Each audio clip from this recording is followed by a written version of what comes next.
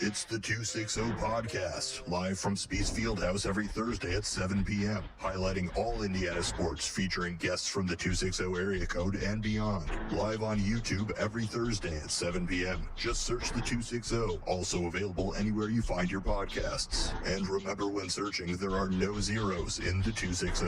It's the 260 Podcast, live from Spiece Fieldhouse every Thursday at 7 p.m.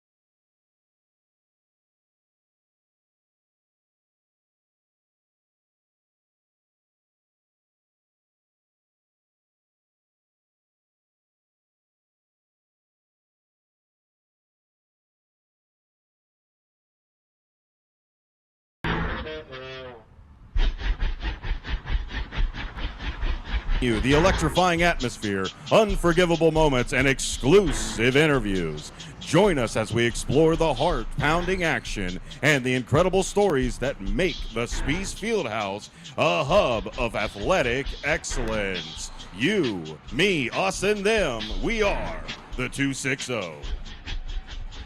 And yes, we are the 260 Sonar, and it's great to be back.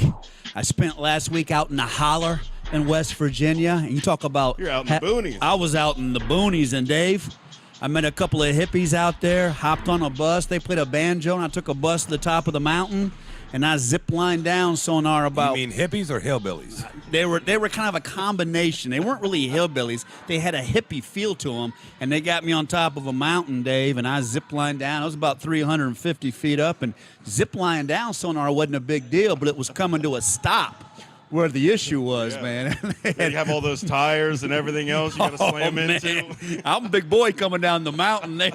I think they were a little nervous when I came down the mountain. But you're the only person they don't push you at the top. Didn't you say you was going 65? Yeah, 65 miles per hour. And I'm always the biggest guy wherever I go places most of the time, except maybe Max looks pretty big here tonight, Max Coffee from Hercules Nutrition. But I get to the top of the mountain, and, of course, the biggest guys are like, are you scared? Are you nervous? And, of course, I lie. You know, I'm like, nah, I'm not worried. Everybody just jumped off the mountain to zip line. I got up there, and I kind of hesitated, and the guy started to laugh, and down I came, man. That thing, well, you talk about, I was coming down so fast that when you hold on to the grips, the metal, I had gloves on, and they heated up so much that it was burning my hands. So I was trying to alternate my hands. You had big work gloves on. I had big work gloves on. I needed them, man, and I tell you what. And then, of course, they warned me, too, beforehand. The pictures, I don't know if he sent you the pictures, but, I mean, he's going through a tunnel of trees. Wow. But what was really frightening is before we started, they told some stories about people having some, bodily issues coming down, and I thought, oh my gosh, I don't want to be that guy, man. Only bodily issues I can think of is a new change of pants. That's exactly right, and that's what I was worried about. Anybody in your group? No, nobody in the group, thankfully. But as I'm riding that bus straight up the mountain, and they're playing that little ding ding ding ding, that little banjo's going, I'm thinking to myself, okay, don't mess up, okay? Just Everything's locked in and loaded. Yeah. Just come on down the mountain and get this over with. Luckily, it was the adrenaline run was the highest. Luckily, we only did that once. So it was kind of like once I got through it, I was like, I'm done. So the banjo song, was that the banjo song from Deliverance, Burt Reynolds? That's what, I tell you what, I was way out in the holler. I think Deliverance is probably maybe the same county or the county over, but it was beautiful out there in West Virginia. Did a little whitewater rafting, too. Didn't fall in, man. It kind of put me in the middle of the boat, you know. Being about 200, big guy in the middle. That kept the boat there. But bad guy in the middle. Yeah, that's right. Big guy in the middle. So we had a great time, though. But, Dave, it's great to be back with you. And, man, it's great to have Max Coffee here from Hercules Nutrition and Training. And, Max, pleasure to be here. Big event coming up, the Hoosier Flex.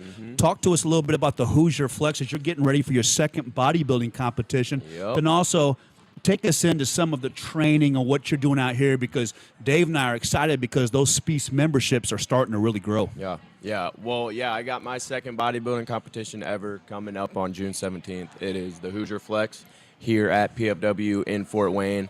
I did compete in this show last year, and the placement wasn't where we wanted, but I learned a lot, and I put that to use from day one after that show last year. And ready to get after it. Yeah, I'm hungry. So I'm coming into this show hot. I like my chances.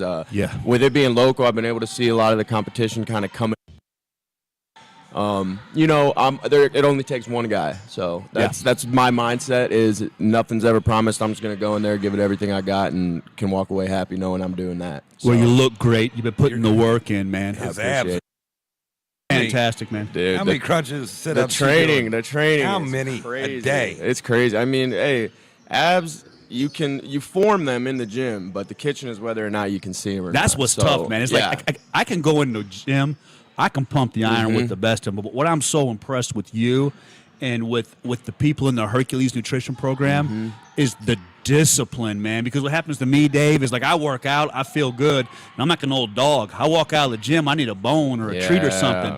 And that's where it really – talk about that, Max. I mean, because that had to be really – That's probably what I most admire about you is the discipline for the nutrition, man. I get that craving after the gym still. You know, I'm hungry, I'm ravenous, especially after a good one. You know how it goes. So, well, it all comes down to self-discipline. That's exactly what it is. It's the epitome. I mean, it's one of the hardest things I've ever had to do. So, you went to Dwenger. You played football at Dwenger. Did you like lifting then? Yes. So you did? Yes. See, a lot of these guys that become bodybuilders were like football players or wrestlers, and even, Dave, a lot of baseball players. I think it's just kind of like Kindig, Ken Dog, that baseball player. It's that discipline. I think they crave that discipline. What it was for me was getting out of high school. It was the competition. It was the drive. You missed it, yeah. And it's like with bodybuilding or even lifting, it's like you're kind of competing with yourself, and it's never done. You know what I mean? So it's like kind of always fulfilling that drive to compete. I was telling him before show, there's a teacher now, administrator, his name's Sam DePremio. Yes. My senior year was his first year at Northrop. And he was Mr. Indiana, Mr. Ball State. Not the tallest guy, he's about 5'7", 5'8", but he was ripped, just like Max. Yeah, that dense muscle. Yeah. But he started Mr. Northrop, and it became a big deal. I mean, people that really wasn't into sports got into this and was competing, wanting to win that award. And what I like is, like, when I walk in the gym and I see, like, Max, I pick up the energy on that. Because I walk in and guys in the gym that are really, really getting after it and doing it the right way, I pick up that energy. I like that. And, Max, correct me if I'm wrong, I feel like when I go to the gym, I feel like it's my own personal mural. Every day I can go and I can work on that mural a little bit, Max, and nobody can steal it from me, cheat me out of it. Right. It doesn't depend upon, like, a lot of times my frustration in business is I need somebody else to do something, or I need this to happen. So I'm waiting around. Where I go to the gym, Max, and I want you to comment on this. When I go to the gym, it's all on me. And that mural, how I want that mural to look is based upon my hard work and my discipline. Exactly. I say every day is another brush stroke. So that's beautiful. Every day is another brush stroke. It's another chance to get in there, get a little bit better, 1% better than the day before. I tell my clients, no matter what goes on in your personal day, no matter what's going on in your relationship, how you feel, you should have one set tone when you walk in the door in here. I tell them to flip the switch. So when they come in here, the switch is flipped, it's on, I'm seeing red, knowing what I have to do walking in. That's where the plan comes along. I give them the plan. They know what they got to do. They just come in and they execute with the intensity of our standards, and that is where the results really start to fly. So how long have you been training with, been a trainer? Derek approached me with this idea. I would say at this point it's coming up on like 2 years. So and I was in the backgrounds of, Hercules with what he had going on and doing my own bodybuilding type and training type deal. And I actually officially started accepting clients with him March 1st, and the influx has just been crazy. I mean, it's been so many blessings I can't even describe. I love it, and I love what I do, so I'm having like more fun than ever. I am tired with this bodybuilding prep, but I mean, I cannot complain. Now, I see you got one of the Pelks in your gym now. Oh yeah, baby, definitely. We got a bunch of them, dude, and they're thoroughbreds. So they are thoroughbreds, aren't they? They are genetics. Their dad, Tim. Yeah. We'd be on a construction site, and it'd be lunch. Everybody's eating. He's sitting there doing crunches. Yep. We're like, dude, what are you doing? Oh yeah, it's that drive. 1,000 crunches a day. Wow, it's just that drive, man. Yeah, and it's fun, looking good, and everything. It is. It's a lot of fun, but getting there, not so much fun. It's tough. Now, what weight did you start at? So actually, before I started cutting, I was bulking, trying to maximize my size. As of yesterday, I'm sitting at 203 pounds. The most I ever got to was March 12th. I was like 248. You were 248. 248. I was thick. I was strong, huh? Now, when you get up to the when the Hoosier Flex comes, what will your weight be at? So for classic, that's a division. Classic different physique. Divisions. If I want to compete in that, which I do, I'll have to be under 197 and a half. So okay, so I like you right now. Yeah. And see, you've done it right, man. Exactly. You're right where you could be. Yep. So you're not going to lose a bunch of shit. No. Right. And if I can't compete that division, I'll just tear it up bodybuilding. You will. So now, with your clients, obviously, what you guys are doing with their Hercules nutrition and training, I think the plan is so key. Yeah. And I have to, when I go to the gym just myself, obviously I'm not a bodybuilder like you, but when I go, I have to have a plan. But talk about that when you have a new client. What's the message? What's the toughest thing for people? Is it just starting or just accepting it? Or what do you see from your clients? I just feel like when I get new clients, they just like approach me or a trainer as if in the wrong way. Like they really should like a friend. Like I feel like some of my clients even get scared to tell me when they mess up, and I'm like, no, don't. Like just tell me. Talk to me like you can talk to anyone else. I want them to know that this process is gradual. I work with a lot of my clients are either two things. They want to lose weight or they want to put on muscle. Sure. So with losing weight, a lot of it is supposed to look like this, just, ups and downs with a gradual decline. I feel like so many people want it to just look like this, and that's where getting in your head comes into it, and they quit. Exactly. That's why the coaching, I think, is key, because what people don't realize is muscle weighs more than fat. 100%. And if I stop working out or whatever, I can drop weight like crazy, but it's not good weight. Right. So many people worry about what the scale says when they need to be worrying about what the mirror says and what the mind says. Here's the best. That's very good. What's up? He's 203. How tall are you? Just under 5'10". 5'10". I'm used to be 5'11", probably 5'10" under. I weigh 203. Yeah. Now I have a beer belly, and he's all muscle. Yeah. It's just that goes to your point, right? There. Yeah, exactly. All that weight muscle means nothing. Because the muscle's heavy. And I see that sometimes with the women in the gym. You probably see that more. They get so freaked out because they gain a little weight, but it's like, no. You're getting muscle. Yeah. And I think that's why, like, the Hercules nutrition, the training you guys do, I think it's so important with the coaching. And I've been interested in that, too, because my issue is, and I think a lot of people this way, I kind of get into the same routine, man. And speak about that for a second, because you know better than anybody, you got to change your routine up. 100%. You kind of got to shock the body, don't you, Max? You do, 100%. And, I mean, even me, when I first got a training coach, it was not Derek. It is now. But I had a different coach, and I looked good. I looked great. And I got a coach. People are like, why do you need a coach? And the accountability is there so much more when you have a coach than when you don't. I mean, if you don't have a coach or you don't have someone on you and you're doing something, you will cut corners. You will see parts of yourself that there's potential to grow that you don't see. I mean, another set of eyes on anything is always beneficial. Yeah. So the coaching, the accountability, not only that, but then the plan, like you keep talking about, is the plan. So key. So, and Derek has put me on at Hercules Nutrition and Training, just diets and workouts that I knew from the first week of hitting the plan that he had constructed. I was like, wow. And I just hit that as hard as I could all off season to a T, and this was the output. I mean, it's just How often is Derek with you? So Derek's actually with me. I see him at least once a week. While you're training. Oh, while I'm training, I would say definitely once a week as well. Our schedules don't always coincide, but when they do, he's not my personal trainer though, just my coach. So he'll give me the diet and the weightlifting protocol, and I'll go in there and execute it, and then get with him with any problems or concerns or suggestions that I may have. Okay, so here you are. Today I was squatting. 315s on the rack. I'm doing my squats. I like that. What goes through your mind, Max, when you're hitting those big lifts, man, and you get down to that last couple of reps? Because you know that's where you grow. Is those last couple of reps.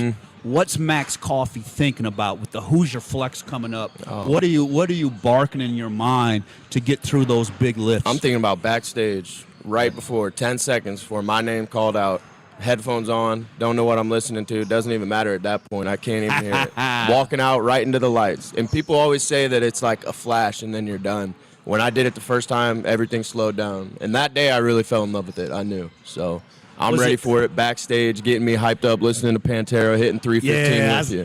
That's how I see you, big dog. Yeah, now, when you came out, man, when you came out in front of all the people, was it liberating, man, to be like, look at me? I mean, take these clothes off. Look at what I've built. Was that just a moment where you were like, yeah, baby? Or did you have any nervousness last year? Or did you feel like this is the payoff, man? Last year, I was a little nervous, but last year it was more I just was going to finish what I set out to do. I knew it wasn't my best out there. I knew that 100%. So last year it was just like kind of still getting my feet wet. I'm almost a red-shirted freshman, if you will. So last year we didn't even count it. So...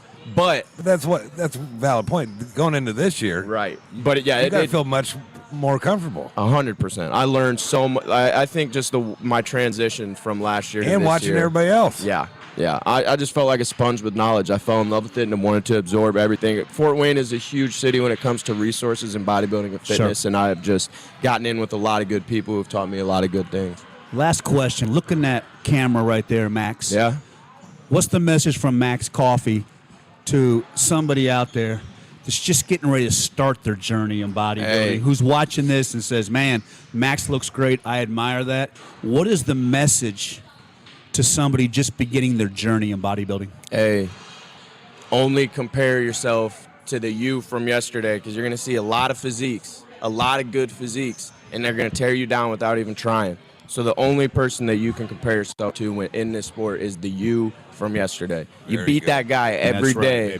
After a couple years, 1, 2, 3, 4, 5 years, it just depends where you're starting, because everyone starts somewhere different. So hit it as hard as you can until you're where you want to be, and you'll get there, I promise. That's solid. Love it, man. Very solid. We got a rapid fire round that Sonar's great wife, Crystal, put together for us. Oh, let's get it. Let's get it, man. Okay, you're pumping iron, man. You're rolling down a hill. You're about 45, 50 minutes into that workout.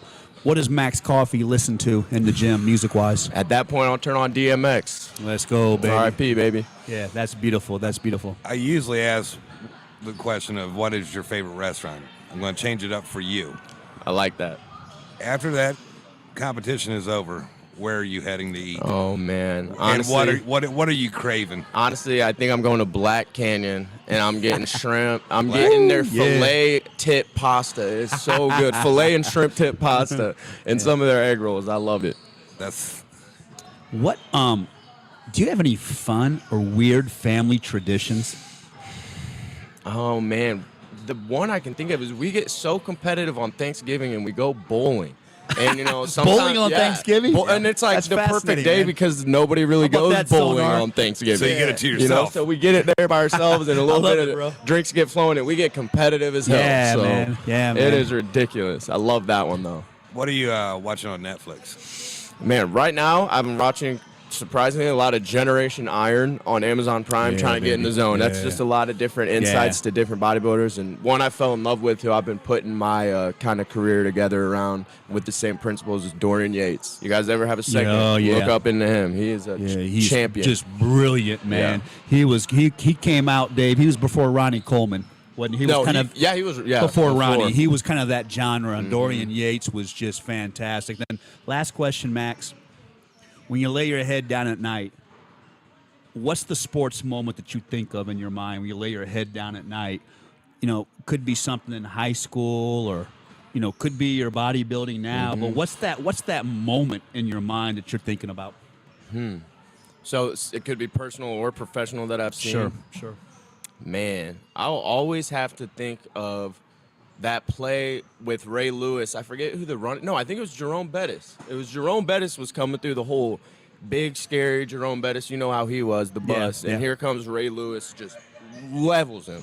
So I always know, like, even though there might be a big runner coming your way or something, big obstacle in your way, give it everything, get lower, get faster, get meaner, and knock it on its butt. There you go. The I got great one Max last for Coffee, you. man. Love it. That's I got one last fantastic. for you. What's up? Past or present? Anybody you could talk to, meet, who would it be? Past or present? Oh, my gosh. Probably Kobe Bryant. Wow. Just greatness. Because no matter what you do, I know that whatever profession you have, if you just learn from him, talk to him, you'll get better at whatever you're doing. So I would love to do that. It's fantastic, man. Max Coffee. It's Hercules Nutrition and Training. Yes, sir. If you guys want to get a training program going, or you want a coach, and can you say intensity? That's Max Coffee. Good luck, brother, in the Hoosier Flex. We loved having you. And coming up next, Dave, 26.2 sonar in the 260. We have the Jedi Knights of the marathons and the great Tom Harden and Sam Mello coming up next on the 260.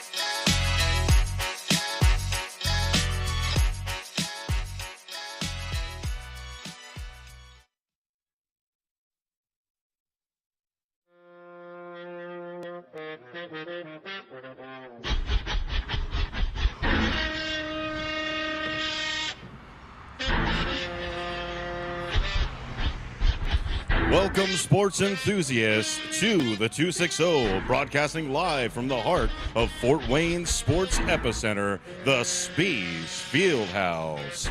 Join us on this exhilarating journey as we uncover the stories of perseverance, teamwork, and passion that have unfolded within these walls. Visit SpieceFitness.com to learn more about this extraordinary facility.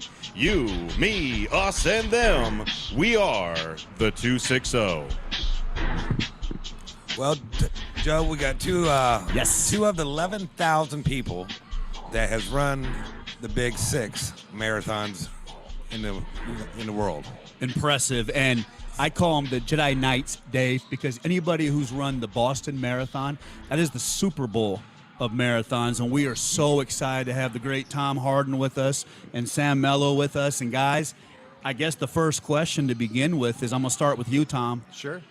Everybody who is as accomplished as you two are with the marathons and the running, that seed had to be planted. What was that seed for you, Tom? And what was that moment where you were like, I'm in love with this, man. This is a big part of my life. Well, so lifelong resident of Fort Wayne. Yeah. Ran track in middle school, ran recreationally in sort of high school and college, but really, really the love of running came when I graduated from law school and came to Fort Wayne, practiced law, and I got together with a group of lawyers and judges. What and is it with lawyers? Yeah. Because how I got to Sam was through Tim Claxton. Sure, Yeah. sure. And, there's a big Great running joke. friend, yeah. Big joke Shouts out that to Tim, yeah. you can see Tim running the city during Yeah, his lunch yeah. all day long. Yeah, What is it with lawyers and running? I don't know, to Is be it, honest is with it you. mental, Tom? Is it you guys have such? I mean, with the profession, you guys push yourself so hard mentally.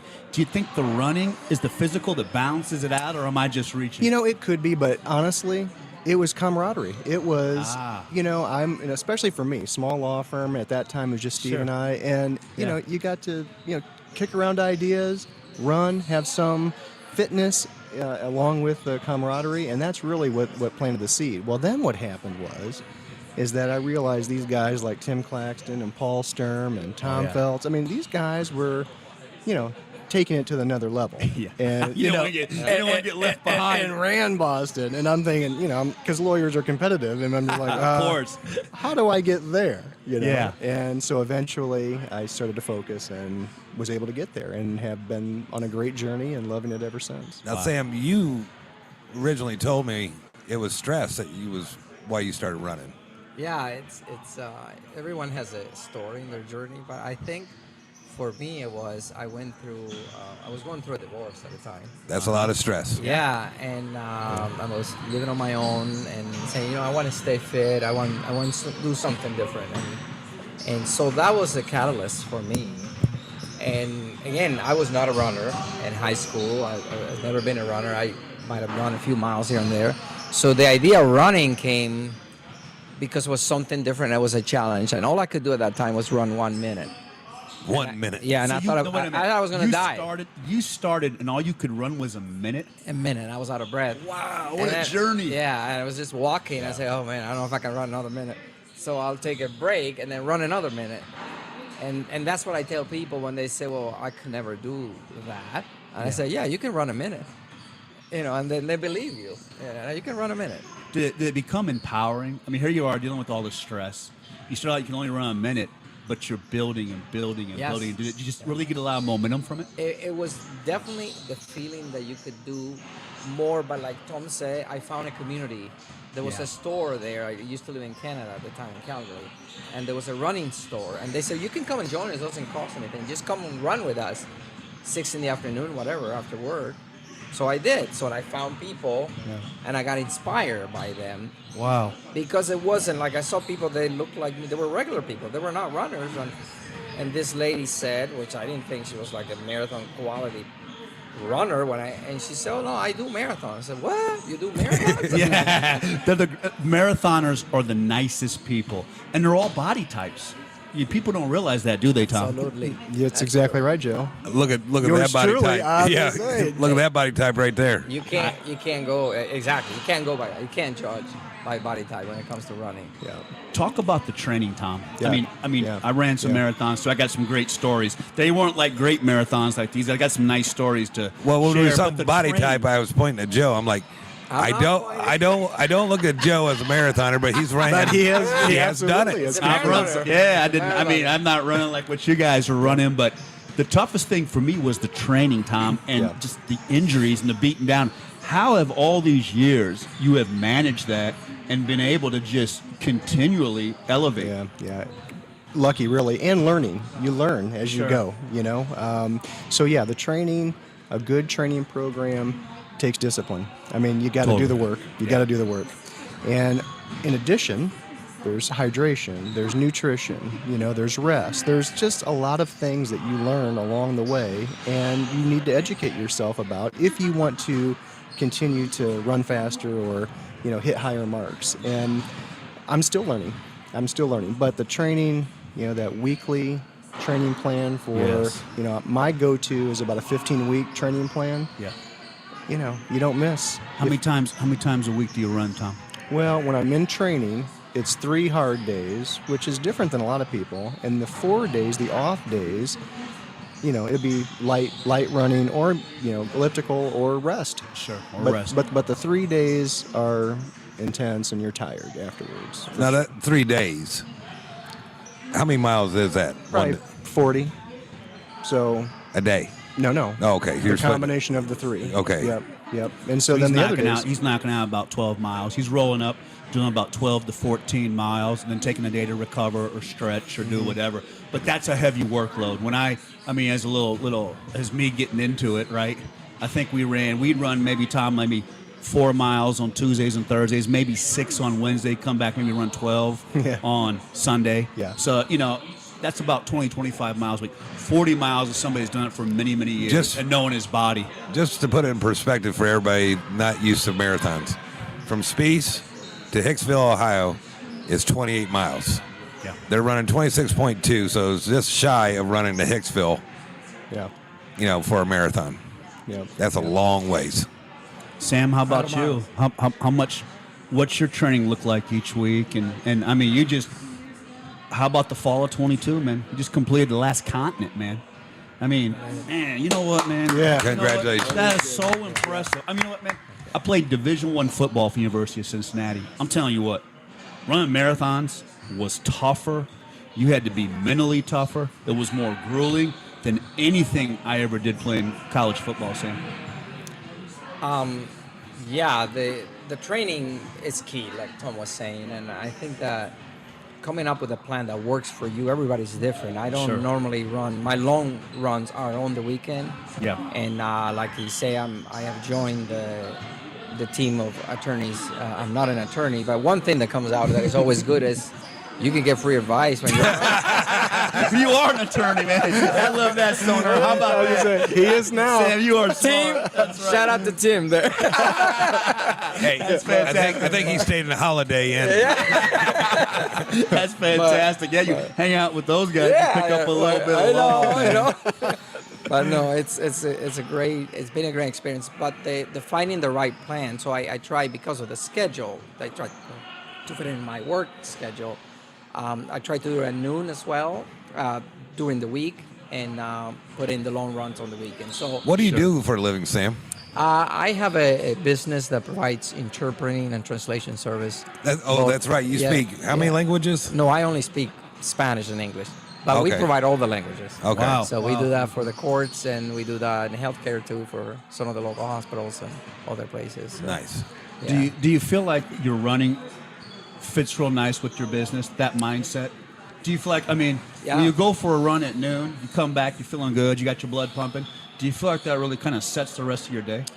Absolutely. I come out of a hard morning sometime of being in court, be dealing with things. Sure. And then not feeling like I want to run. I'm tired.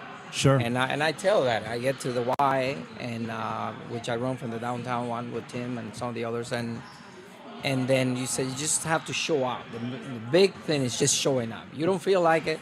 Even today, I knew I had to do 5 miles, and I wasn't sure if I was going to. It's a little cool, it's a little chill. Do I want to go out? But I found some of the other guys, they showed up, and I said, we're going out. Yeah. So you feed off that energy, don't you? You do. So when you run, then you know what's going to happen. You know you're going to feel better after you run. So even if you're feeling down, after you do the run, you're going to have that energy, and then feed on it and get some food and go back at it. And Now, it always took me a couple miles to warm up. Absolutely. For you guys, what's that like for you guys, Tom? I mean, being experienced, what's a typical warm up to where they used to always say, Joe, can you get in that chi? I mean, What is that point where Tom Harden is, okay, I'm rolling downhill? Well, if it's a long run, I mean, you're right. A couple of miles into it, and you're cruising.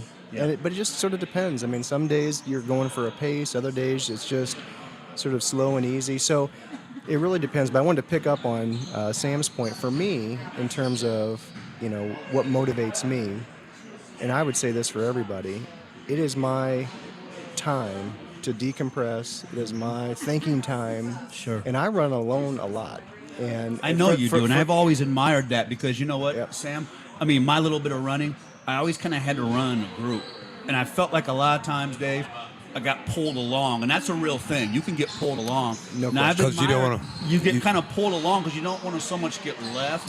And you can kind of fall in with. You can get to the point where you can kind of fall in with people. But I admired that about you. You're a guy who's run a lot on his own. Yeah, because a lot of guys will run in the morning, run at noon. I'm an after-work guy and on the weekends guy. And, it's not that I don't run with people. Sure. But most of my training is just, because the schedule's tight, too. I mean, you're working Yeah, all day, yeah. and it's not as though you have the luxury of Yeah. necessarily coordinating it. These guys who run at noon, they, have evolved and have done that. I don't shut down at noon, and I, would prefer to just, Eat. keep grinding away at work and then, do it in the evening. But that Sunday long run is sacrosanct, man. I mean, Yeah. it's something that That's it's your just part of Sunday. you. Yeah, This that's is part part of you. That's part of your life. Yeah. Every weekend, isn't it? Right. For the Wow. most part. For the most part. That's- Do you guys do any indoor running? I do in the do, winter really? a lot. Because like all Spiece, they have 1/9 of one time around is 1/9 Yep. of a mile. Yep. At the Jorgensen Water. Oh, okay, yeah, here. okay, yeah. So I mean, I didn't know if you guys. Inside, you mean? Yeah, we have a track up. Oh, up okay, top. yeah, that's cool. No, at the Y, if you go to the downtown, you got to do 14 of those to get 1 mile. At Yeah. Jorgensen, So- it's 8. It's a lot of counting, isn't it, That's a Sam? lot of. Yeah. I lose count. So I do treadmill for my speed work because I find that if I get on the treadmill for the speed work, I have no choice. Once you set it, you have no choice. You either run or you fall off. So you got to keep going. So that's why it works for me. It's harder for me to do the speed work outside because, say like go now for this a mile or whatever, and you do, but it's on the treadmill is easier. You cannot stop until you bring down the speed. Yeah. So Unless you go off the back of it like me. I tell you Always a what, guys. possibility. Well, we're going to take a short break, and when we come back, I want to hear some good marathon story. I want to hear that marathon time where you absolutely killed it, but then I also want to hear that marathon where, oh my gosh, do I have a story? And I got a great story for you too. So we're I excited, want to see what Sonar. Tom has in this box down That's here. right. that's right. That's right. A little hardware. Sound This good. year. We want to Sound see good. some hardware too. So coming back, we're going to have Sam Mello and Tom Harden, a couple of great names in the 260 for marathoners. So we'll be right back. This is the 260. It's the 260 Podcast, live from Spiece Fieldhouse every Thursday at 7 p.m., highlighting all Indiana sports, featuring guests from the 260 area code and beyond. Live on YouTube every Thursday at 7 p.m. Just search the 260, also available anywhere you find your podcasts. And remember, when searching, there are no zeros in the 260. It's the 260 Podcast, live from Spiece Fieldhouse every Thursday at 7 p.m.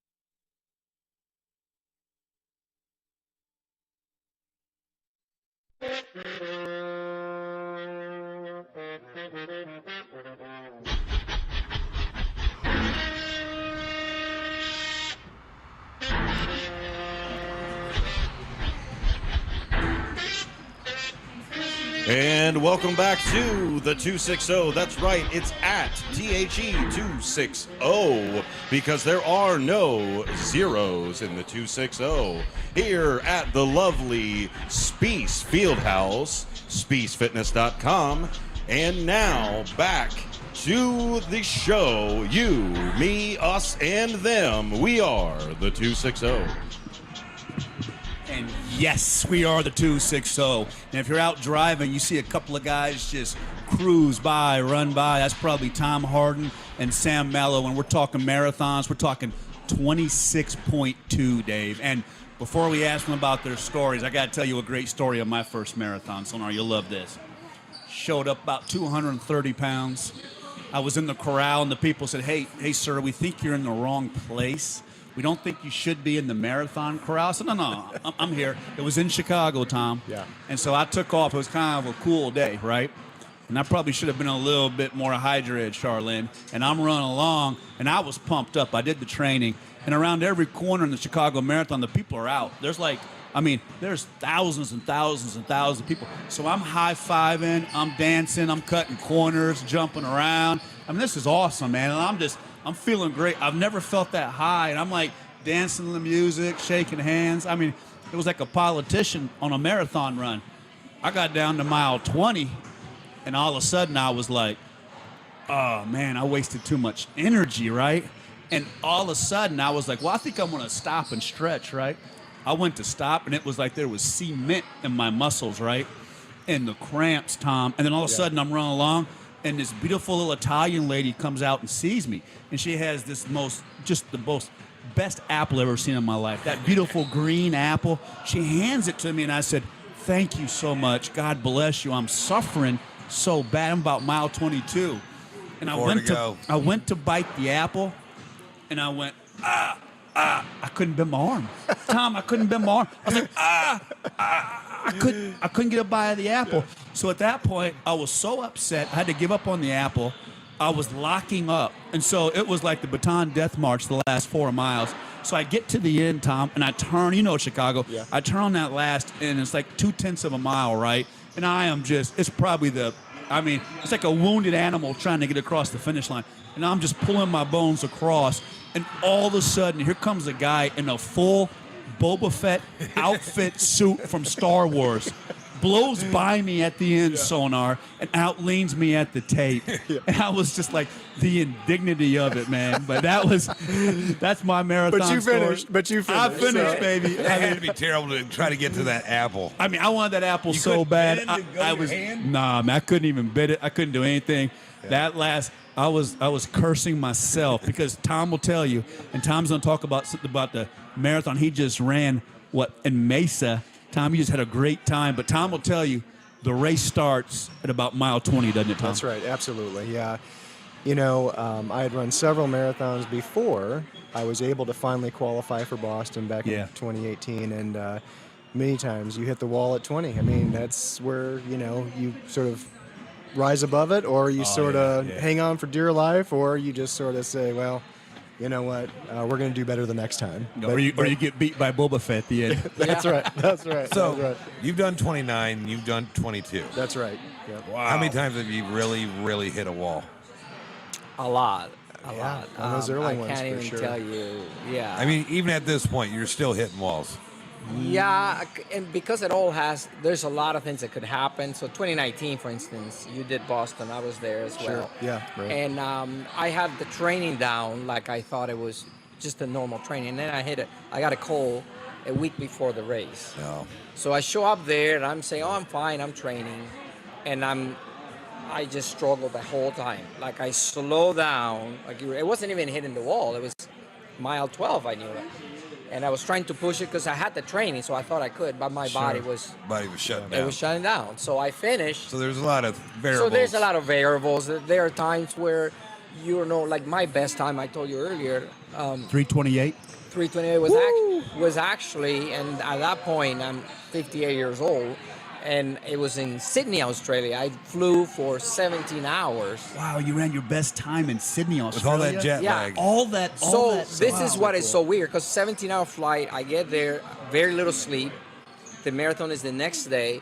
I don't know what happened. I can't tell you why. Wow, all My the body- adversity, you ran your It best was the time. worst, and and the same thing happened for me in Boston. Were you there in 2018? Was that your No, flight? I was not in So 2018. 2018 was the worst in the last 40 some years of Boston for weather.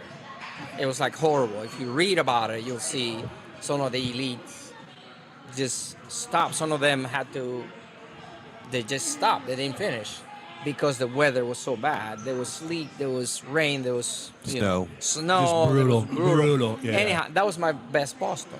That was your best Boston? That was out of the Boston. That was my So best. you're a mudder, man. No, I mean, Yeah. when it comes That's to right. marathoning, you're a mudder, man. You like the elements, huh? What happened was I got something internally clicked for me in the middle of the storm, and I started fighting with the storm and with myself. I said, Storm ain't not yeah, gonna like beat you. bring it on. You're not gonna bring it beat on. me. You weren't gonna beat me. It was like that. So that was kind of propelled me to say, yeah, I can do this, and I can do any marathon.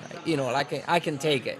Not that I'm fast, but I can do it. The toughness. I mean, Yeah, and yeah. I want you to comment on this, Tom. Yeah. When I hit the wall, the few that I ran, I felt like it was emotional.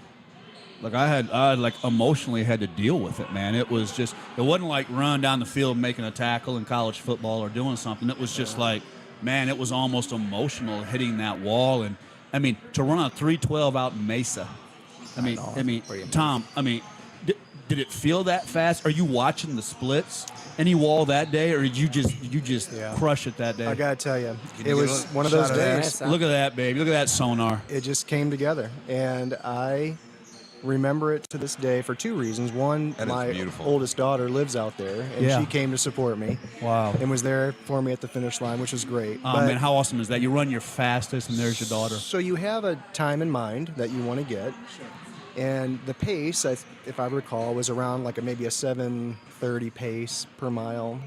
7:28 maybe. And I'm running, and it's like 7:18, 7:16. I'm like, Tom, slow down, slow down. Yeah, because you're calculating the And whole I'm way. and I'm just cruising, and I'm like, so I try to slow down. The thing goes off on the watch, 7:15. I'm like, I cannot believe this. So I'm getting a little fearful. I'm thinking to Yeah, myself, because you don't want to crash. mile 13, mile 15, mile 18. This is all going to fall not apart. normal. No wall, never fell apart. My fastest 3 miles were the last 3 miles. kidding me? That was your fastest. I You called kid me you that not. day. Dave, he calls me and he tells me what he runs, and I'm in a restaurant, and I was just like, "I see you, Tom." Oh. I like erupted, man, because I thought maybe I can see that. I thought maybe like 325, 330. 312, and you're fast, and you negative split, man. Oh, for wow, sure. It was great. That's and, amazing. And I got to tell you, That's on awesome. the wall thing, honestly, yes, conditions, depending on Sure. what happens that day, of course. But really, the first, 10 or 12 marathons, that's sort of one era. Yeah. But when you figure it out, when you sort of know the program, and you do honestly put in the training, you do have your hydration and nutrition down, you do all the things, the little things, it sort of clicks now. You really, and plus you have that experience and that knowledge of knowing that you've done it, so you can rely upon that. And the mental part, there's no question. You hit on that. Any runner will tell you, any marathon will tell you that, I don't know what the percentage is, but I don't know, 50, 60% is up here. Mental. It totally is. More sure mental is, than physical. Like any sport, it's always mental. Yeah. No, Yeah. it's so true. mental. And talk about Boston, Tom. Talk about the hill. Was it the Heartbreak Hill they Yeah, call it? Was that sure. mile 22? Mile 22. Tell us about Yeah, that. the Newton Hills.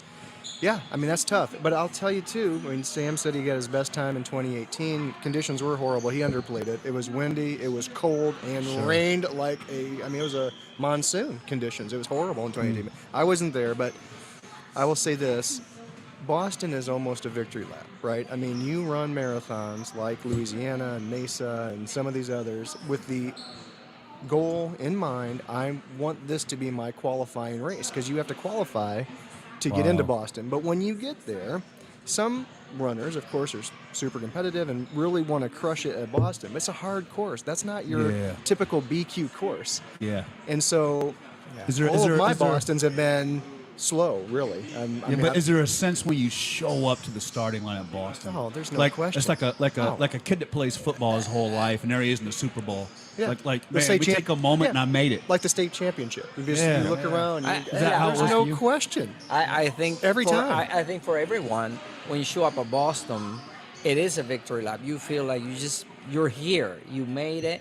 So just celebrate. And it's hard because Boston first 6-7 miles is kind of a straight downhill. So it's very hard to slow down. And they all tell you, slow down. Yeah. Because you might crash. You may not make the hills. Boston being the oldest, the way you guys talk about it, is it, you got the Indy 500, Daytona 500. Is Boston like the Mecca? Yes. It is. No question. Because it's the oldest? I think because it's the oldest and it's the only marathon in the world that has been going non-stop for 127 years. So it's the most famous. So I think, and it's a tough course. And you have to qualify. And so it's it's not the like only you can one. just sign up, It's the only one you have to qualify. So the people that you're running with, they have all qualified, and they're all excited, and they're all good runners. They all have a story. And the energy is unbelievable. And the crowds are, for the full 26 miles, both sides of the road are lined with people. Do you feed off that? Of course. Absolutely, yeah. Of course. Absolutely. Absolutely. And the one you haven't mentioned, but this one that Tom did, I did too, in the 125th anniversary one. Look at that. Hold that up there. That is beautiful. It's a beautiful medal. This particular Boston is special, number one, because it's the 125th anniversary, but also they only allow about 20,000 runners on this one. Normally it's 30,000, but because of COVID, you have to qualify way under your time. So even if you qualify, that didn't get you into Boston. You had to be... So that was an extra special. That was, because you were now part of a very small group that you had to work so hard. My advantage was that I got older, so you get more time. That's the one. It's the one sport. Yeah, I'm there too. Yeah, so I qualified no problem because now I'm older. I get 15 more minutes. Like, I'm in, no problem. But this one too is, Sam mentioned, this is also special to me, and I brought this medal out because I got a shout out to my wife Carrie, who's also a Boston marathoner. Yeah, how cool is that? On this particular So you keep one, it in the family. we ran step for step the entire way together, and that was man, really cool. that is awesome, man. That is really cool, Tom. Yeah. That's really cool. Yeah. Okay, Sam, what made you start to think about the Big Six? So being in Boston for the first time was 2017 was my first Boston. Running the race, I learned about the majors while I was there. So what do you mean the majors? There's this thing called the 6 marathon majors. And then I realized, wait a minute, I already have one because I run Chicago already in 2016. And I go, so Now I got two. I got 2, and so I only have 4. So I just got Only into 4. 4 more majors. So Yeah. I think I mentioned you. It got into me this idea, and then I learned about the continent right there as well. Yeah. So I said, you know what? Why don't come up with a goal? So I made a goal in 2017 of running the 6 majors, running the 7 continent, and running 10 Bostons in a row. Wow. So I just say that's the thing, because I learned that was a thing. Running 10 Boston in a row will get you in without any extra qualifying after the 10. mental strength that had to take. Wow. But it wasn't that I was saying, well, it was like, okay, this is a goal. Why not shoot for it? I didn't know how I was going to do it. Sure. But so then I found out really quick that there was a marathon. Berlin Marathon was coming up. So that's number 3. That was number 3. I said, why not? So I just joined. I signed up. I got in. And while I was in Berlin, the day after the race, I got a text saying there's a spot at the New York Marathon in November. Like, before you go to New York. All right, sure. Berlin. Why is that a pretty easy marathon? It's flat. Yeah, it's definitely because flat. there's 12 world records there. Yeah, it's a flat course. It's very fast. Yeah, so that's why. Yeah, Kipchoge. Yeah, he broke the the course record there. Yeah. Yeah, it's a fast. He's broken a lot of records. He's working it right. Yeah, we didn't do any of that. He's the GOAT. For But sure. he's definitely goat. Yeah. He was at Boston this year, by the way. Was he? Yeah. And didn't have a great performance for the first time in a long time. Really? It wasn't his best. Yeah. Just the best guy. He was at the Fan Fest, they call it, and was speaking. And Sam he's said just a he's gentleman. making millions in endorsements. The people too are wonderful. I ran one marathon, Dave, where I fell in with the 4:45 pace group and just ran the whole way with them. And there was a gentleman who lost his son in Iraq, carried a wooden American flag The whole way. Yeah. and I was blown away. I was like, but the things you see in marathons, don't you, Tom? You see the people are wonderful, and you see so much spirit, don't you? Yeah, Absolutely. I could mention that this year was the 10th anniversary of the Boston bombing. I don't know if you. Yeah. So Absolutely. That was what really- happened? What happened was that this year, the brother of the little boy that was killed, Yeah. and his dad, for the first time, both ran Boston. Oh boy. Wow. And it was wow. like, and they had the guards there by the. How emotional was It that? was very for everyone. Yeah. Yeah, Like- there's a lot of that. Last year, I think it was 2022, a woman who was injured and lost part of her leg, she ran with Shalene Flanagan. I think it was last year. I think it was. Yeah. Because I ran by him. and Shalene Flanagan, who's won the New York Marathon, is a Yeah. very famous marathoner, they were focused. And this woman who she was, what do you call it, guiding, Yeah. guiding her. was struggling, but they finished. And Wow. so there's a lot of stories like that. But I want to hear more about Sam's. So Berlin, now you're in New York, and that's number 4. New York's number 4. Number 4, a spot open. I said, why not? I took it. It wasn't my best race. I kind of struggled at the mile 10, but I got it finished. And then this was 2017. Then I learned that they might have been an opening in Tokyo, which is the next race, was in around the end of February 2018. And I got on that as well. I ran with a very close friend of mine from Arizona that we're family friends for years. So she was there with her family. I was there with my family. And it's kind of funny because what happened is, well, it wasn't funny for her, but she at halfway, she struggled and had some kind of a hip pain, and her daughter just cheered her on to get to half. And then they had to bring a wheelchair. And again, you go all the way to Tokyo and you don't finish. Sure. So the way we celebrated is at the end of the race at the hotel, we went to have a burger and a beer, and we only allow her to have half of the beer. So Tokyo, would that be hilly too for you? No, it wasn't hilly. Tokyo wasn't hilly. Was not. No, I can't tell you how flat, but Tokyo's fairly flat. And then in London. And then London, then because I've made this commitment of running Boston every year, London happens to be sometimes only a week, sometimes 2 weeks after Boston.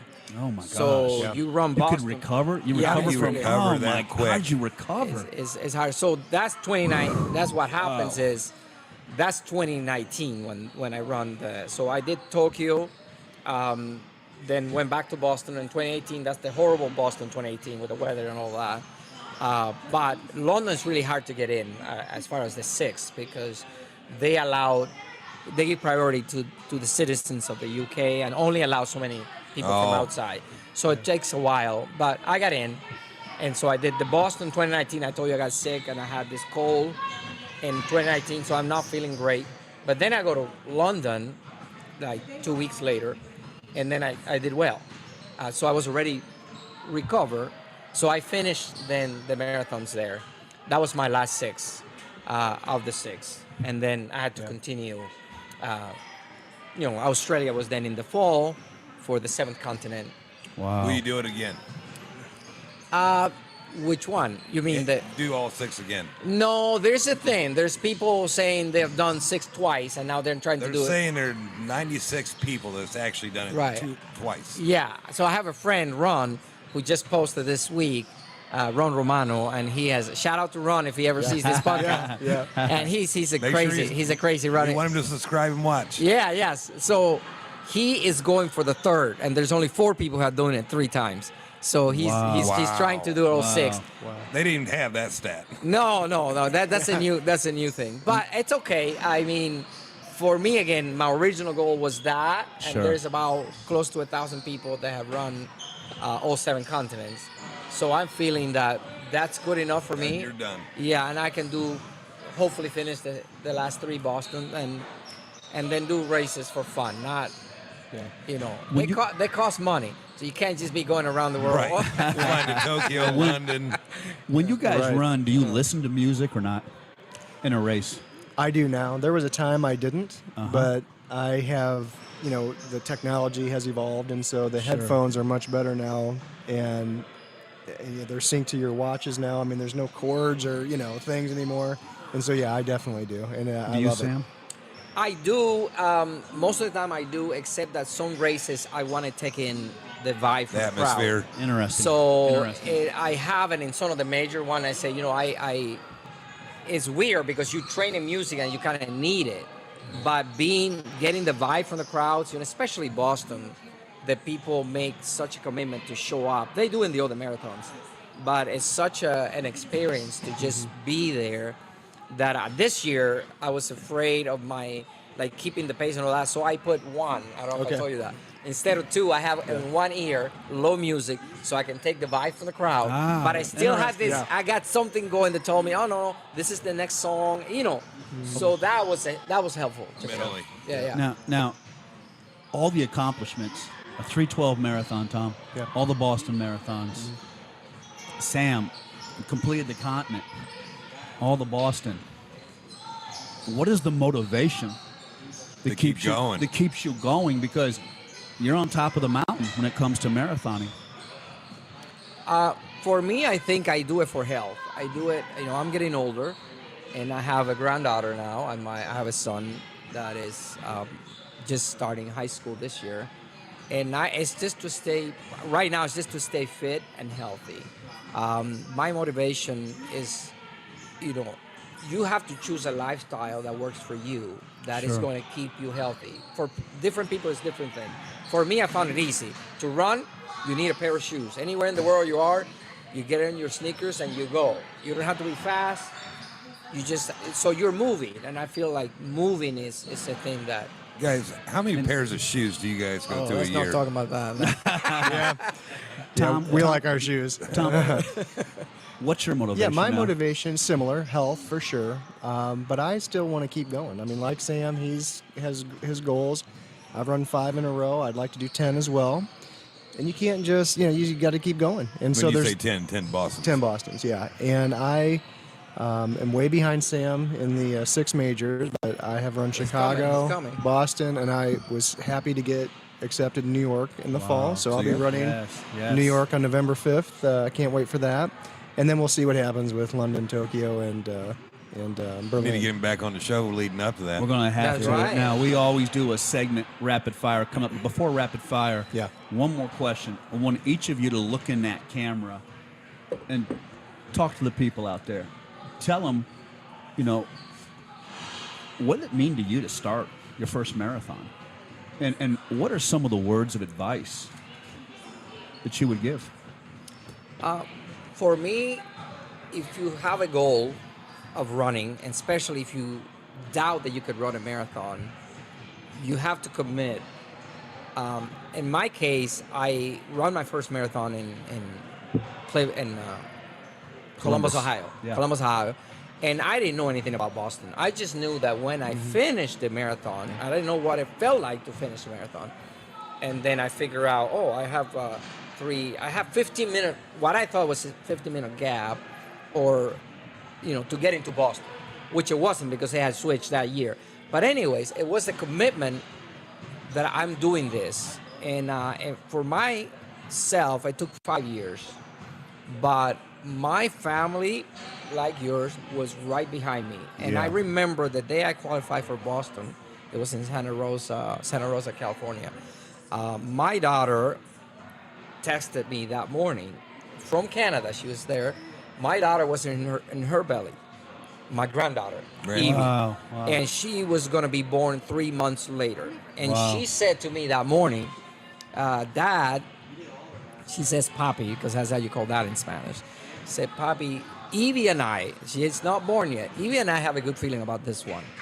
Wow. That's what she said. That's beautiful, brother. So when I finished, I started to cry. I bet you did. And I called bet her you did. and I say, I did it for Evie. You know, like she's not even baby. born. Yeah. So it was like, Yes. it Yes. was that. And so they Yes. have been my motivation ever since. Like, they're there for you. My kids are the biggest supporter, you know, and my granddaughter Evie, who is 6 now, and I give my son a hard time with this. She has traveled more than he has, and because she's been to 6 continents, you know, and she's only 6 years old. Yeah.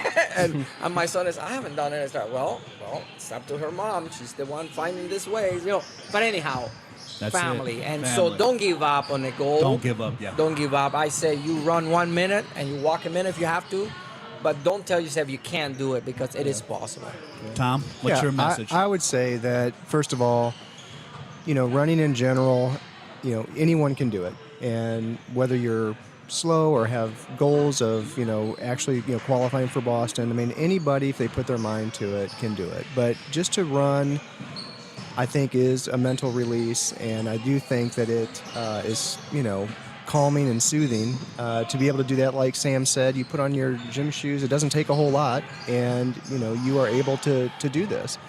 I just think that with regard to marathons in general, though, I mean, if you do complete one, I mean, Joe, you completed one. You know how you know how it feels. I completed it, man. I wasn't like you, man. It's an accomplishment, regardless It of is. the time. That's right. Regardless of the time, and you feel really good and proud about doing that. Exactly. And if you want to take it further, and if you have that instinct or that desire to, you know, qualify for Boston, or, you know, do some destination marathons just because it's a great destination and you're surrounded by people. But the other thing is, when you get into a running community, it does open up all kinds of friendships. And so, you know, locally, as I mentioned when we first started, you know, my colleagues, you know, we just had a great bond and a lot of fun together. And that then has now expanded to me knowing, you know, many people at Boston. I'm excited to get back to Boston because on Sunday morning we have this shakeout run, and there's 250, you know, people from across all over the world, really, but mostly the United States, and we get to, you know, see one another face to face and talk with one another. And You haven't seen in him for fact, a year. exactly. I mean, except on Facebook, you know, we have a you know, sort of a camaraderie on Facebook. But then when I was in Boston, you know, 4 or 5 of us were running in the shake run, and we realized that we're going to New York, and so we're talking about, you know, making plans for when we're in New York. Yeah. So it's a great community, whether that's local or whether it expands beyond the, you know, Fort Wayne area. Before we get to rapid fire, I got one question. Is, like, Tim Clax, you guys have both mentioned him multiple times. Yes. Is he like the old goat of marathoners? Runners, let's say runners. He's an amazing runner, for sure. Yeah. And I'm glad that I'm part of the team now, because, you know, when I started going to the Y with them, I couldn't keep up with them. And now, you know, I'm part of their community. Some of the people that I started running with are no longer running for various reasons, retirement or health issues. But yeah, so having a community, people that are there with you, is Sure. huge. It's huge. Yeah, I for certainly looked up to. I mean, Tim was just a great athlete, and so Yeah. back when I first started I've running, known he Tim just since I was probably 11 years old. When he was He- 11 and you were 11. I was 11. Oh. So him and my brother were on the state baseball team for North, state runner-up team.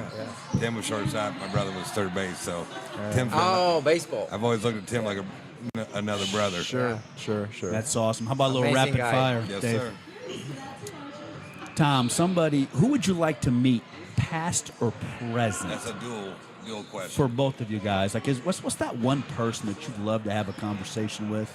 It can be past or present. Yeah, it's got to be. I mean, it's got to be Eliud Kipchoge. I mean, I mean, he is the most gracious ambassador for the running community Great you could answer. ever want to know. He took mine. I mean, it's just. But you know, he is the GOAT of our time, and Yes. you know, maybe for many years, you know, to come. Who knows? Yeah. But I will say again, just with local community stuff, you know, Shalane Flanagan has come to Fort Wayne, to the Fort Wayne Running Club. Yeah. Des Linden, another Boston champion, has been to the Fort Wayne area. You know, so the Fort Wayne Running Club is a great group of people, and every year there's a banquet, and there's always a famous runner that's there. Yep, Yeah. absolutely. Yep. Yeah. All right, to the both of you. What is your favorite restaurant in the 260? Oh. You go first. In the lot 260, of really not good the ones. 07 where my office is, but the 260, which is very expensive. Wait a It can be minute. the 07. Yeah, Yeah, I gotta tell you, I mean, well, if I'm being honest, Catablue is my favorite restaurant. Yeah. All right. Okay. Oh my goodness. How about you, Sam? I'm having a hard time. I like downtown casual. I like Mercado on Yeah. the landing, Uh-huh. and but I like, I don't know. Followed up. Yeah. I Followed can up see by this- your best Mexican in town. Tequila, I mean, it's really Yeah, a great new restaurant. I haven't been to Tequila yet, but I heard great things. Yep. Yeah, so I can't give you one. Sam doesn't go out to eat. I don't much, go out. apparently. I know Sam- I will say, I mean, this is a Sam's great always topic. running, though. obviously. Club soda's a great place to Club do soda. it. I love club soda. I love club soda too. so. What? Okay, you guys, here you go. Sam, you first. When you're running along in that marathon, baby, what song comes on that you always sing along to? Oh. Come on now. What's that song where you're like, yeah, and you're like running along and you always sing along to? Well, I tell you that it has changed over time, but there's a couple songs. Even Hotel California has been a song. Hotel California. Yes, yeah. Mine was Sweet Home Alabama. You Well, know? I love that It's a song little- too. But Hotel California has been because it's long. Yeah. And I kind of know where it's going, and then I Yeah. know the beat, and Great, then great the beat one. gets me going. That's a great song. But there are many songs. Great answer, man. Yeah. You weren't thinking that, were you, I was Dave? stunned. I mean, I wouldn't ever think to sing Hotel I know. California. On the race. Yeah. There's so many. There's so much. I have so many. There's so I got many. Spanish songs too. They're really good. So I can't tell you because you're gonna Yeah. say, what is that? How about you, Tom? Yeah, again, as Sam was talking, there's just so many on my playlist. Thunderstruck is one, AC/DC. yeah, I mean, it yeah. just pumps AC, you up. You gotta I love mean, that. it Baby. just, He's rolling you know, down Boston, I mean, AC/DC. Absolutely. Thunder. Absolutely. That's awesome. There is so many. Imagine Oh, Dragons has man. great songs too that keep you. I mean, there's just a Yes, bunch they of do. them. for What sure. are you guys watching on Netflix? I just finished watching 6 episodes of Unlimited with Hemsley, Thor. What's his name? Yeah. I know your name. Chris Hemsley. Okay. So because it talks about putting your body through streams in different parts, so they put him through a lot of streams. Unlimited. It's called Unlimited, 6 episodes on Netflix or Disney Plus, or I think it's Netflix. Yep. How about It's you, one, Tom? One of the two. God, you know, we have all the streaming services in the Harden household, and it's not sports or running related, but Succession is what I'm watching right now Awesome, on HBO awesome. Max. Awesome. And Carrie and I, we watched Daisy and the Six. I think that's on Prime Video. That was a great one too. Okay. So anyway, Last question. yeah. When you lay your head down at night, best sport moment in your life. What's that moment that when you lay your head down at night or you daydream, you're like, yeah. You think of that moment. What's it for you, Sam? Wow. Is it finishing the continents, man? What could it be? I think so. I don't think about it every night, but I think that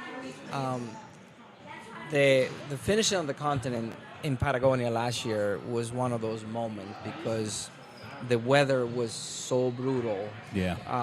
And they said it was going to be. They said you might get a 60 mile per hour gust wind. 60 mile an hour. And then When was the worst thing to run in my opinion, Yeah. is the wind. so when that happened, when I remember that I actually finished that, because it was blowing you, and at some point you have to stop, just try to hold yourself not to fall. And they said, yeah, some of the guts were 80 miles that day.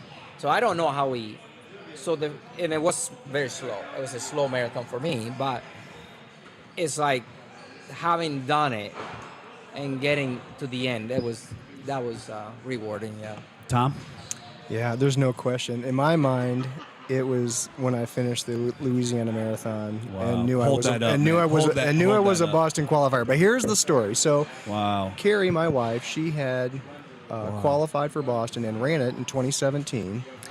And I was with her, Yeah. and I was with her, and I just felt the connection, the passion, all these, great runners. The weather was outstanding, and I made the commitment that I said, I've got to be a part of this. I've got to do this. So that was in April of 2017. I'm training. I'm trying to get there. I run a marathon called the Erie Marathon in September of 2017, and that's like the cutoff for how Boston does their qualifying window.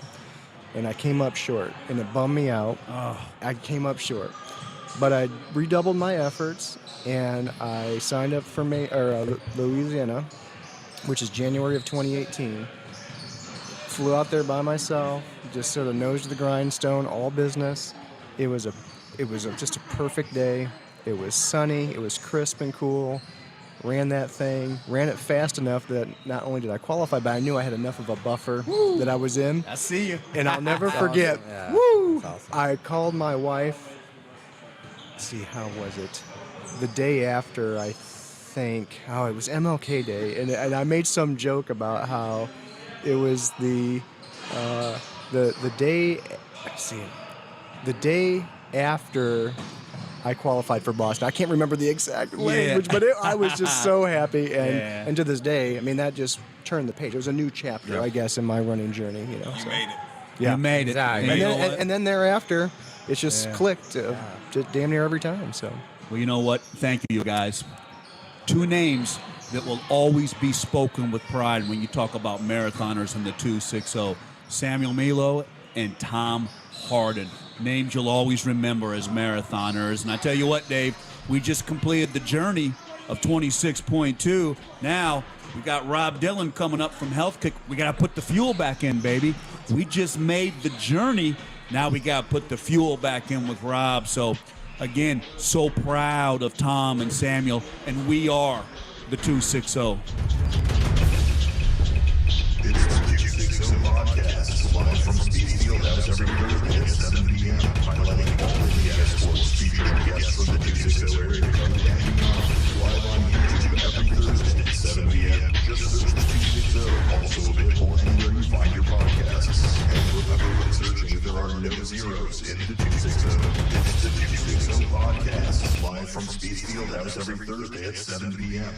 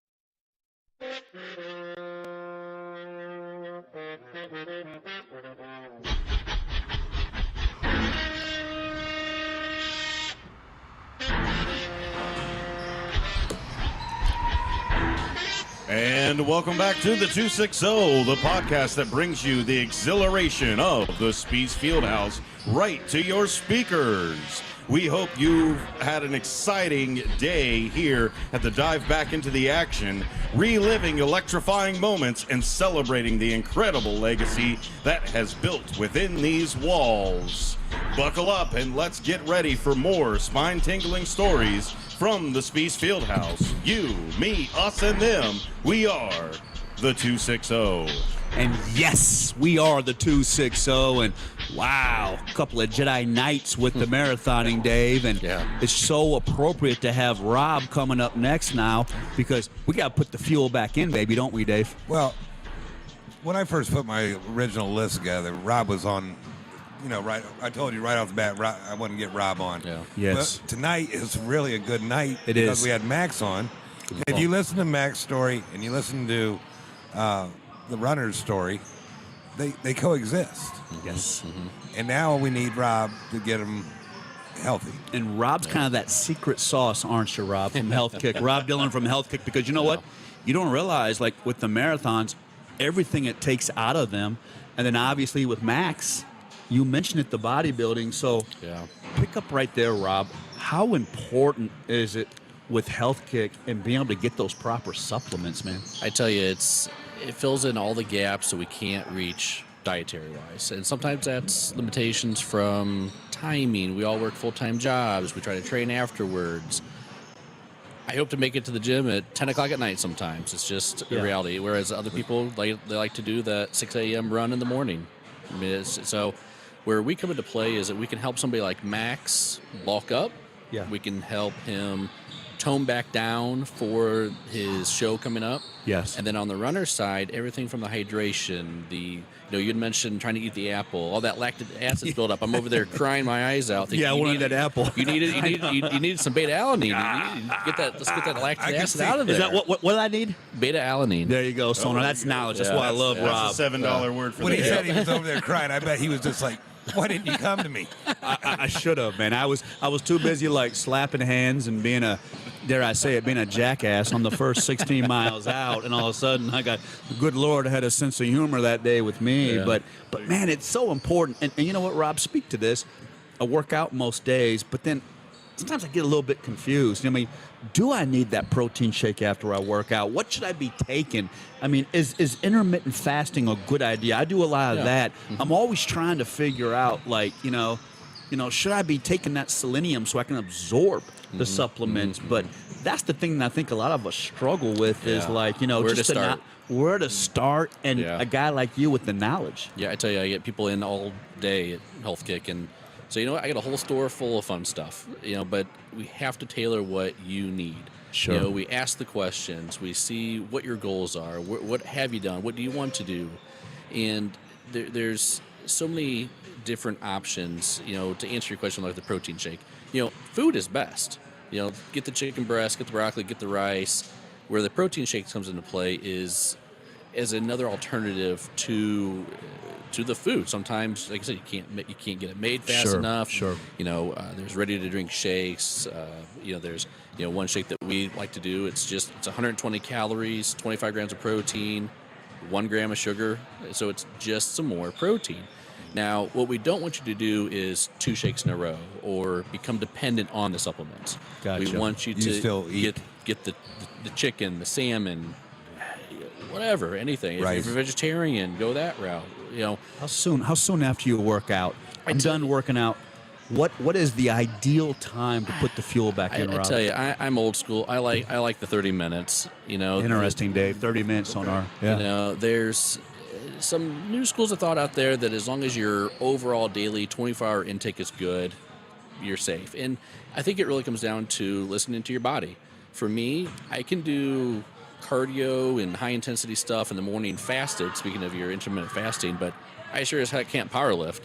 And so my background is all powerlifting. So I have to be fueled. It takes me 8-10 hours throughout the day to fuel to be able to do the heavy lifting. And the trade-off is I've been pretty much injury-free my entire career. And That's impressive because that's the biggest thing now is trying to recover from the injuries. I know Absolutely. you've had knee problems. I tore him. I had a partial tear. You know what really flattened me, and maybe you can speak a little bit to this. I had COVID pneumonia.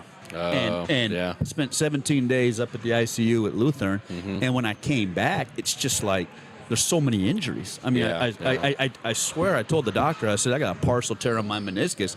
It happened from COVID pneumonia. They said, no, it didn't happen. I said, yeah, it did. I said, they blasted me with a bioweapon. You know what I mean? But you've probably seen some of that COVID long haul, and you The probably long haulers, yeah. Yeah, I mean, Yeah. what are some of the things that we're missing? And I mean, obviously in this area of the country, you hear so much about vitamin D. Right. But with like somebody like me who has COVID long haul, what are some of the ideas? I'd say some of the ideas is that the virus is still working on you, and so it kind of goes back to some of the basics. It's the zinc, it's the quercetin, it's maybe some elderberry, things just to give your bodies the ability to help continue to fight it off.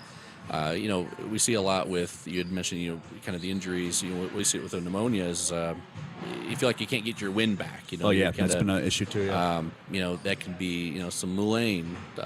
It can help bring that back, or cordyceps. It's mushroom good for overall endurance.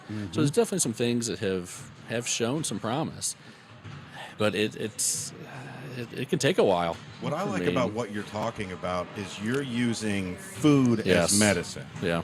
And you're turning around and saying, instead of taking the supplements, instead of popping a bunch of pills because you've got a list of things you've got to hit, you're saying, here's a list of foods that have those things. Now, is there a difference in, because I mean, when you work out, when you move, you're using energy, but you're also breaking down. Right. Is there a difference between food you eat for energy and food you need to eat to recover? So from a recovery standpoint, we usually talk about the protein and amino acids. Amino acids are the building blocks of protein, what makes everything up. Now, for like lean muscle mass, there's glutamine is the most abundant amino acid in your body. It's also very good for overall digestion. And then your branched chain amino acids, which are isoleucine, leucine, and valine. So those four are really what helps with the muscle retention, the soreness, the recovery, the muscle growth. My little rule is, if you work out on Monday, it's good to be sore. And usually 24 hours later, and then maybe for 48 hours. But if you lift hard Monday and you're still sore Thursday, bam, that tells me you're missing something. Yeah. You need some more food. You need some more aminos. You need a shake. Let's fill those gaps in. So you use it to build, you use it to clean, and you use it to energize. Pretty much, from a. The difference is the amounts. Okay. Like for instance, like a protein shake. The one that we like, I would give to my 98-year-old grandmother, and I'd give to my 4-year-old daughter. Really, without hesitation. the same protein Not shake? same shake, not same serving. Okay. Interesting, Sonar. So, the ingredient-wise, it's clean for everybody, but we're not double scooping grandma. We're not double scooping my 4-year-old. So with that being said, the calorie intake is really what it comes down to. That's where the bulk, the cut, that's what comes into play. It's all numbers. I mean, it's calories. So we don't usually get into how I approach it is we can cut out what I'd call the obvious carbs, the simple sugars, the energy drinks, which is a whole nother subject that we can touch on. Candy, there's a time and place for it, but not Tuesday at 1 a.m. It's so no peanut M&Ms at midnight when you're watching. Everybody about these streaming services, and he's like, the popcorn, and the candy. And That's why Rob's here. 3 o'clock in the morning. When people come in and they talk to you, Rob, and because I'd like to bring my supplements in and come and talk to you. What's the biggest thing that you see people are missing? Is it the vitamin D in this area, or is it something else? Certainly vitamin D in this area. I've always read that the two main areas that miss out the most vitamin D is Arizona and us.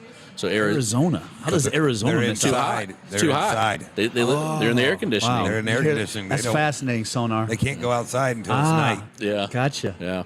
And then here just because the gray days. So we being in customer service for 20-some years, you see a change in people's attitudes come, like February, March, it's the winter blues, but it's vitamin D. Wow. Just that part of it, at least. Yeah. Can be. Rob, one of the, like I said, it was just the stars aligned tonight for you to be on here. But I also wanted you to come on and talk because sectionals are starting to wrap up. Yeah. baseball. School's wrapping up. So a lot of our male athletes and women athletes, they'll be doing their summer travel, Yeah. and then they'll be doing their football conditioning when it's, they're running 7 days a week. There's no off season anymore. No. It seems like. So, I mean, these baseball tournaments start on Wednesday now. Wednesday, Thursday, and go through Sunday. Then they come back and they try to do conditioning, football conditioning, up until Wednesday or Thursday. I want you to talk what these kids need to be getting into them so they stay hydrated, so they don't cramp, so they come fall, These they're kids ready. are already hungry to begin with. I remember this guy over here, I'm sure as a teenager, 6 sandwiches a day. Well, I could eat, man. Yeah. I don't know if I could have used Rob in my life, but I don't know if it's good. Knock him back. Joe, what's the kid from Northrop 2 years ago, the running back? He cramped. I mean, he had severe. Yeah. Wow. Did. I mean, end he your was out for season. 3 Not weeks. Careful, yeah. Yeah, come August and football season, cramping's a big issue. So what's what should these kids? I see you brought some product. What? Yeah. Well, first off, turn off the streaming devices and go to bed. Sleep. Drink your water. From a recovery standpoint, there's going back to the glutamine for one. Okay. I brought one. It's called Alpha Recovery. It's now this one isn't for every high school athlete because of the creatine aspect, and that's a. What do you feel about? I mean, not to interrupt you. No. What's your thoughts on creatine? Obviously, it's a big thing. So, creatine is something that our body actually recognizes. It's the most studied supplement of our lifetime. College university studies. Really interesting. Yeah, it's in some foods or it's in our bodies. We're just looking to supplement some additional. The problem is the typical high school athlete is not hydrated enough. Going back to the cramping. So is that when the creatine, when you take the creatine, if you're not hydrated enough, you kind of swell almost? Yeah. So you it's had drawing that- some water into the muscles, and so it can, there are some issues. Again, it's not for everybody, but the protein shake can be, the electrolytes can be, amino acids can be. There's no stimulants, there's no caffeine that we're talking about. There's no hormone effects, anything like that. And so something like this is protein, carbs, glutamine, creatine, and amino acids. So it's your all-in-one shake. It's all in one, huh? All in one, yep. And that can be done just mixed with water after the workout within that 30-minute window is kind of my Sure, belief. And of this how it's operated on. replaces a full meal.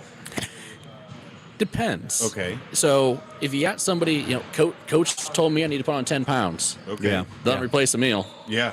It's something to add into the Something day. to add to it. Okay. Yeah. I've got a 13-year-old stepson who's a good football player, but he's just so thin. And I said we got to do push-ups at night, but we got to put like some type of protein shake in before. Is that what Yeah. you'd recommend? Something like that before he goes to So, bed, or am I crazy? So even for him, like what did I brought? Maybe like what I keep referring to as the plain protein shake. This with oatmeal and peanut butter, blend it all up. Interesting. Now, Peanut butter. Wow. Yeah. And oatmeal, huh? Now, Oatmeal. why the oats, Rob? some carbs, some fiber, some calories, and it's going to keep him lean, but start to bulk up some. Put some size on. Yep. And then also available in any health food store is going to be more of the weight gainer shake. Now, my pet peeve with those there's some that not the ones that we carry are going to be say 600 calories or greater, 100 and some carbs, but still only 10, 12 grams of sugar.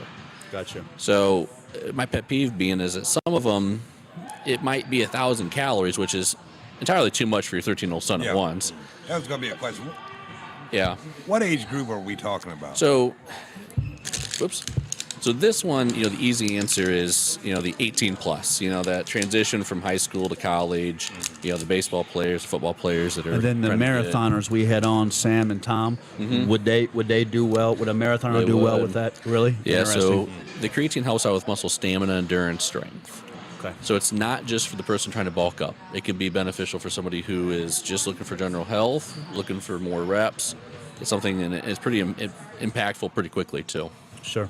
Interesting. Yeah, one of the questions I always ask a nutritionist when I sit down is, sure, we have all of these different things that we can eat, but if there was one, let's say, soylent that we had to eat every day or something like that, is there something that's out there like these Huels or Soylents or anything like that are complete meal replacements, Yeah, essentially?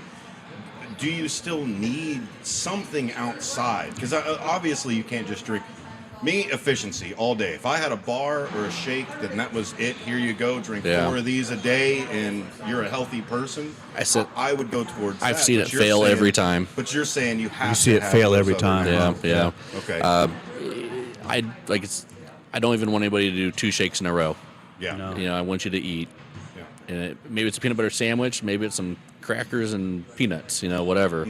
But we have teeth, use them. So my question for fair enough. Fair enough. 260. Right there, That's a you got- T-shirt right there. You hear that, Denise? Use 'em. We have teeth. Use them. So my question always for a nutritionist is, wouldn't the best thing for somebody to eat would be another healthy person? Right. Because that person, just logically, I'm not saying I'm going around. That's sonar. grinding people That's up. so I'm sonar, just saying man. logically, if there's another healthy person over there that has every single vitamin and everything else in their body, if I was just to eat that person, is that the healthiest thing I should be eating? There are people or are you who saying do- broccoli all the way? I'm going to throw some salmon in there, I think. Okay, But, okay. and there is a whole other school of thought with the organ meats. Okay. Yeah, Like liver. That's been big. Now, speaking of organ meat, talk about that with the people that just, go the route where they just eat the meat. I mean, the carnivore diets. Yeah, the carnivore diet's been a lot of talk. What are your thoughts like that? I tell you you, need the carbs to help out. What's your thoughts, you Rob? definitely have to get some fats in there. I mean, your brain is made of fat. I mean, you need some DHA. There are, for that person though, whoever there's that one, is it Jordan Peterson? Yeah, that talked about that. And then Joe Rogan, I think, did it for a month. Yeah. They say it's helped him out quite a bit.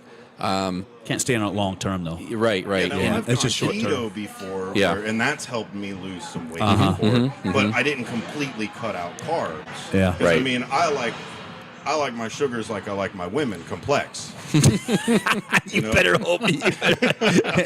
Crystal, you're not watching, are you? That's what I mean. Is Gonna have some explaining to do as you have roll just down a little 30. bit. I mean, I've Yeah. always been taught, even in the Navy, moderation. Yeah. Moderation is always key. That's exactly, to kind of touch on, even like from a weight loss standpoint, you can eat about whatever. It's just not whatever amount.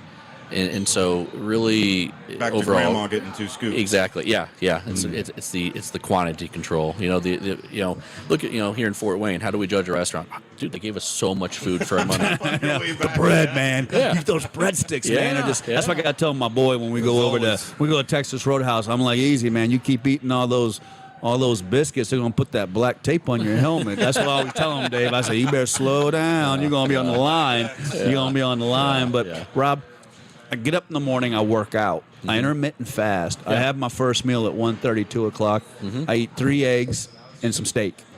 And then I might have a protein shake at about 4. And I come back and maybe eat dinner at 7 and try to cut it off. What do you think of that plan? I like it. How do you feel? Feel good? I feel good. When I can There you stick go. to it, I feel pretty good. And honestly, it does not bother me. I've never been a breakfast guy. I mean, it does not bother me at all not to eat till Well, it sounds like you're 1:30. having And there's breakfast for lunch is what it sounds like. yeah, well, I guess that's true as far as steak and eggs. yeah. But a lot of people are like, man, Joe, you got to eat every 2 or 3 hours. And I'm just not. I don't know, man. Because I was told when I played college football, they talked a lot about how you needed to clear out your digestive tract. That was I was always kind of told that was important. But you hear so many different things. Yeah, I tell you, I have 2 friends in particular that they get a little throw uppy in the morning if they don't get their breakfast in. So so maybe it's just they different have body to. types. Body types You are gotta all have different. you gotta have your breakfast. Yeah, people, Now, I guess. I may skip lunch and maybe Yeah. have something a little bit So it's later. maybe, so are you at talking night, maybe but- body types? Just A little bit of different? body types. Yeah. Yeah, With you, yeah. Joe, I don't eat breakfast. I don't eat breakfast, man. I just, that was You guys are something missing out. I always forced myself to eat breakfast, and I was just like forcing in the oatmeal and the eggs and all that, and Yeah. I've just kind of done a little better. I tell you, backing off. Charlotte it. and she'll want to eat breakfast for dinner, and I'm like, that's a no-no. 10:30 But then when have 10:30 is the breakfast cutoff. then? What are you, McDonald's at your house? McDonald's is Hours, right. yeah. That's exactly the cutoff of it. With the intermittent fasting, if you're only eating for 8 hours, it's hard to overeat and get fat. Yeah, totally. And so That's kind of how I control it, because Yeah. I eat I eat the first meal, the steak and eggs, and if I lose control a little bit at like 7 o'clock, I handle it a little better than just knocking it out all day long. That's Yeah. kind of how I. We've always heard of metabolism as kind of like a furnace or an engine Yeah, or yeah. a Joe, how do you fire. during how season? Would you how do you describe it? when Is you're it- working until 1 o'clock Pretty much. in the morning? How you? That's not- the biggest how you challenge, not because eating? that's the biggest challenge is when I'm doing my financial season. I'm good. Like right now, intermittent fasting and eating in that 6-hour window right now is no problem for me. But boy, oh boy, when I just finished that corporate tax return at That 11:30 Diet Coke and- 11:30 p.m. on a Tuesday night, I'm like an old dog. I need a treat. I'm like, Yeah. don't go down to the gas station. You don't need to go to the gas station and go buy yourself 2 donuts. Come on, have Yeah, some self-control. right. You're right. That's the hardest thing. And if you Yeah. can stick to it, though, your body, you know what? And talk Yeah. about this, Rob. Your body can really begin to adapt, can it? For sure. And so, people will start running a new, I hate to use the word diet, but, a new way of eating, and they're so quick to give up because it can Yeah. be difficult. It can be. It takes a good 3 days just to get acclimated. Not even saying it works in 3 days, but just to Sure. get acclimated to the schedule. Moving on from there, for any true change, I hate to say it, but you're 3 months. Yeah. Now, you'll get results along the way, by all means. That's the habit. That's kind of Yeah. isn't there a book, Sonar, where it takes a certain amount of time to really Yeah. pick up a habit? Yeah, I Yeah. think it's 27 days. Yeah, to- so that's to kinda pick what up you're a talking habit. about, Yeah, huh? same idea. Now, how can people get a hold of you? And like, can I bring my supplements in and show you what I'm doing? And Yeah. I mean, are you offer that for Yeah, people? yeah, Come in. yeah. What do you guys take? Because I also take iodine. Oh, yeah, I don't know how you feel absolutely. about that. I Yeah. have a little bit of iodine every Thyroid single health, day. yeah. Yep. I kind of manage the thyroid and the iodine. I feel like the iodine also helps with it's brain food to me. Absolutely. Yep. So we have 4 stores around Fort Wayne. I'm on DuPont and Coldwater Road. Okay. I have an awesome team. If I'm not there, we're open Kiana's 10 there. to 8. Kiana's Kiana's there. Yeah, I like Kiana. Derek, Yeah, Jesus, Derek, yeah. and then Carly's sometimes there. West Jefferson, awesome. Dan Morris is there. Yeah. Keegan. Sure. And then some of my Kiana will be there sometimes as well. Float back and forth. Yep. And then Maysville. State Road 37 out of Maysville. David is there. Georgetown would be Mike Smithson. So Now- we have a great team. With your powerlifting and all of that, Mm-hmm. and with your background, the supplements and helping people, do you feel like that was kind of your journey? Like you kind of found what you really, I tell you, the ability to help people and Yeah. say, Tell what you said before, what you went to school for. Oh, yeah. So my little snapshot is I got my first gym membership when I was 16. Before I even had a car. I didn't know what I was doing. I was lifting chest every day because oh yeah, that's the fun what we all day, do. man. Chess is the fun day, man. That's the easy day now, So, at the time, unfortunately, my parents had both gone through some major health issues. My dad's parents died when they were 52, 55. My dad's first heart attack was at 43. Oh my gosh! So you had the pressure of having, Yeah. So you had, man, God bless you, brother. So you Yeah. really had to like Just dig in and thrown think into about. it. So he's Wow. he didn't want to be that number. Yeah, Yeah, so that yeah. was really. So you really had that in your face. Yep, Wow. yep, yeah. Open heart surgery at 47. Wow. Yeah, and then passed at 66. So I'm sorry, man. that I actually went to school for. I have a bachelor's in criminal justice, public affairs through IU, and interviewed terribly. I for local police, and then did well with ATF, but Yeah. relocation, and it just wasn't my journey. And I had met one of the Morris brothers working out, and asked to join in on the bench press, and 22 years later, here I am still. That's great. Yeah, I've been Isn't that associated with something? them. Yeah. That's- And then, man. so Wow. my background is powerlifting. It's been a minute since I competed, but Well, Dan was a bodybuilder himself. Yep. Wow. It's that discipline, man. It's always good to have a goal. Yeah. And true. it's we've all been in that rut anywhere in life where you just kind of feel like you're in cruise control, whether it be Yeah. at work or in life. And Sure. I've really learned about the last so many months is that I got about 3 big sections of my life. I got work life, home life, workout life. It's really hard to get all 3 to peak at the same time. Wow. That's And, well said. And we all know the one that can't suffer, and that's the home life. I Yeah, got it's the balance. 4 daaughers, a wife, a mom, a niece that all live with me. So Wow, your mom and your niece live with you? yeah. Wow, man. Yeah, that's why we're here. Help Impressive, people. man. Yeah. Impressive. So, like I said, I've been at DuPont since 2005, Health Kick, and I can't So imagine we can just doing come anything. in. We can just come in and meet with the people, bring our supplements, Yep. and get some ideas. Because I'm interested in We'll probably tell you to buy less. really buy less, huh? Well, because we see a lot of people Just taking that too much of stuff? taking weird things or dumb things or overlapping. I think that could be being too, because- oversold somewhere else. Yeah. or He's pushing read it these roast online, vegetables or- too, man. He wants you to get rid of your supplements. You take vegetables into work. Joe, That's it. I know you cringe at that, but I'll tell the you. greens, man. Yeah. I hear you, Sonar. Get your greens, with man. your stepson being at 13, high school's going to be here in 2 years. Oh, I know. That's the other thing that I would like to. I feel like I just want to feed him protein shakes, but I feel like I should go talk to somebody like Rob or a professional that has the knowledge and say, okay, here he is. This is what he looks like. This is kind of the stuff that I take. Guide me, Rob, because you got to be. I mean, I take a lot of supplements and stuff, but sometimes I think to myself, slow down a little bit, Joe. Do you need this? So I feel like it's what I like about with what Rob's offering is to go in there and talk to him and say, hey, man, I've got this, this, and this, and this, and this. This is what I'm doing. What about my 13-year-old son? What should we be doing? So here's what the beauty of Health Kick is compared to the corporate chains. Yeah. These guys live it every day.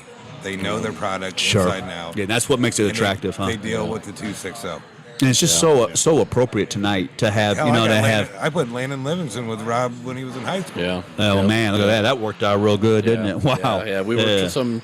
The dancing bear shouts out. We worked with some athletes all through high school. Carroll to Catholic school up in Notre Dame on through. So What's that one athlete or that one story that you really kind of puff your chest out, you're excited about, that you got felt a like, good you know one. what? I got a good I one. really made a difference for this kid, and I think I You really. was talking about Tranquil right there. yeah. So I had this dad that was coming in. His son at the time was middle school, and he's like, "Now he's swimming. I just we need to get him a little extra." So it wasn't about putting on weight or losing weight. It was just staying healthy in the pool. And so what we started on with one of the higher calorie protein shakes. At the time, it was Real Gain, so they don't make it anymore. But I liked it because it was 600 calories, 88 carbs, 52 protein, 5 grams of sugar. So and it mixed it up as thin as a regular protein shake. So user friendly. It's just being revamped under a new name right now. Anyway, so. And I fast forward, the dad says, whatever you do, just keep your son, keep if you ever have kids, keep your kids out of the pool, just because he was joking about the time commitment. And all that. yeah, sure. So fast forward, he's still coming in, and I get talking to him and I say, how's Joe doing? He's doing good. He's going to college. I think he's gonna swim. Okay. Next time, he's swimming. Where's he going? Well, he got a full ride to Yale. Oh my! Yeah. I see you, Rob. Yeah. Just what an awesome, humble dude. How good did that feel for you? Oh, fantastic! And Man, that's what it's all about, isn't it? He's still the son still comes in. Awesome guy. He just moved to Japan for a job in the last year and is all nervous where he's going to get his stuff. And Yeah, that's like, got to we be can take care so of you. rewarding for you. Yeah. You can ship across the Yeah. I got a guy that can ship it. Yeah. So that's definitely been. I share that. I love sharing that story. Like to your point, Joe, you were saying about just going to find a subject matter expert. You don't do your own plumbing. That's why I got. You don't do your own. That's why I need Rob. So why are you trying to feed yourself based on, because it embodies your temple, right? I Yeah, wanna build right. it up. Gotta do it. Yep. Want to do it? Go to a subject matter expert. I tell you, Google, YouTube can be an awesome tool, but there's a lot of junk out there too. Oh man, you can get so put off the wrong path, Yeah. and that's like when I was talking to Max Coffee. I mean, I find myself doing some of the same workouts. Yep. I find myself taking the same supplements, and just I think a chance to the same old wives' tales too. and that's why I think I'm going to come out and see Rob. I really need to, because I also need to just, you get a little bit older too, man. Hey, man, what do you think now? What is this the right combination? Help me with my stepson who's 13. I have a son who's 10. So we're a little ways out with that, but I'd like to come He'll see be you. there quick, Joe. Yeah, he's going to be a big kid. I tell you what, I keep telling him, easy on the biscuits. You're gonna get that black tape on your helmet. But no, Rob, I think everybody out there who's, because a lot of people, with what Dave and I have done with Sonar and Denise and Charlene, a lot of people like to watch the podcast back, But I think that's something that it's really worthwhile. I'm gonna do it to come and see you and say, look, I'm just going to spread it all out, man. This is what I'm doing. What am I wrong? What am I right? And I think you made a great point that I've thought often. Am I overlapping, Sonar? Yeah. Maybe I'm just getting too much of stuff. Let's be efficient. You're efficient with your money. You're efficient with everything. Efficient. We have to be efficient with our time. And let's I've never put efficient with gym. I've never put efficiency together with supplements, but that's a great point. Mm-hmm. Or even with food in general. People turn around and they say, I'm hungry. What's around me? So it's that planning. It's because what does all efficiency start with? It starts with a good plan to start out. Correct. And you go to a subject matter expert over at Health Kick, and they're able to give you that plan, a tailored plan, instead of just whatever you heard on TikTok about drinking apple cider in the morning. Right. Which is gross. Yeah, apple cider vinegar. Beneficial. Apple cider vinegar. Breakfast. The boss lady's trying to get me to do apple cider in the morning. Apple cider vinegar. They have those ruined my gummies. whole breakfast. I've been doing those gummies a little bit. I put one of those apple cider vinegar gummies in my mouth. Man, I was like, it was like, what? It's supposed to be great for you, but I'll tell you. Man, I couldn't swallow that fast enough, Sonar. That was like, man, I was like, we settled with lemon juice. Man, Dave, you wanna, I tell you what, you knock about it. Well, I think you could go on forever. We need to wrap this up. I know. You know what, Sonar? I tell you what, tonight. Sonar always keeps us on track real good. I got to apologize a little bit, but you know what? It just felt like such an important night. I mean, with Max Coffey coming up with his, with his Hoosier Flex, we're excited about Max and the Hercules with the nutrition and fitness, and obviously two amazing marathoners. That's why we're here. I wanted to, and I wanted to go slow with Sam and Tom because the stories. But it's so good to have you here, man. Appreciate the invite. To finish up with you is just so key. So Rob Dillon from Health Kick Nutrition. Before I give it to you, Sonar, how about the social media? Where can people find you and some of that? Go Health Kick. Across the board. GoHealthKick.com. GoHealthKick.com, and then on the Instagram, Go Health Kick. Okay. And Go Health Kick on Twitter. And Twitter, and even TikTok too. Yep. Oh, great. As we wrap up another thrilling episode of the 260, I want to express our sincere gratitude to you, incredible listeners, and of course, the Spiece Fieldhouse for being our inspiration here. Remember to visit SpieceFieldhouse.com to discover the world-class facilities and exciting events hosted at this legendary venue.